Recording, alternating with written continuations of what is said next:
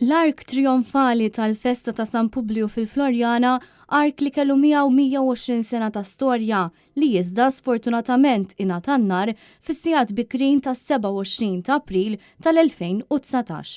Propju fil-ġimgħa tal-festa ta' San Publiu fil-Knisja tal-Florjana, wieħed seta' jara sebit l-inkwadru bi preservazzjoni tal-pjant oriġinali tal-Ark ta' San Publiu, pjanta li fuqha qed jinħadem mill-ġdid l-Ark Trionfali.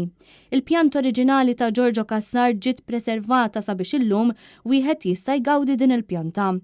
Net News tkellem ma' Jona Bela li hija l-President tal-Fondazzjoni tal-Arkivji Notarili li tkellmet magħna dwar din il-kollaborazzjoni ta' restawr.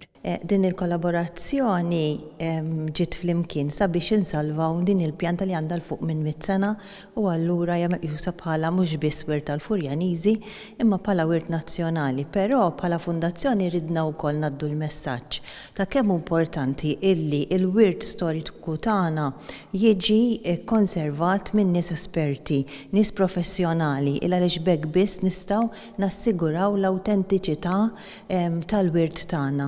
Tkellimna wkoll ma' Marija Borġ u Chanel Briffa, it-tnejn restawraturi tal-karta u li ħadmu fuq dan il-proġett. Mela bħala pjanta nifissa kienet immuntata fuq drapp ieħor, fuq materjal ieħor u bħala proċess xtaqna illi l-aħjar mod kien li dan id-drapp kien qed jagħmel aktar ġeduża.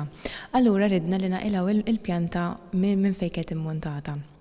Pala ħsarat kella ħsarat ta' insetti, ħsarat ta' ilma u anki kella partijiet minna li kienu fraġli ħafna. Allura li għamilna aħna huwa li qlajna dik il-pjant ovvjament kien ta' wieħed jista' japprezza kemm kien proċess delikat u ridna naħdmu bil-galbu. Imbagħad użajna ovvjament materjali conservation grade li hija importanti ħafna u bekkjajnija fuq materjali li huma apposta. Il-pjanta kien fija ħafna xogħol ta' restawr, allura meta lestejnija hemm dak is-sens ta' sodisfazzjoni li għandna komunità li vera kellha bżonn għajnuna u għamilna xi ħaġa ta' ġid li tista' tiġi użata u mgawdija mill-ġenerazzjonijiet futuri.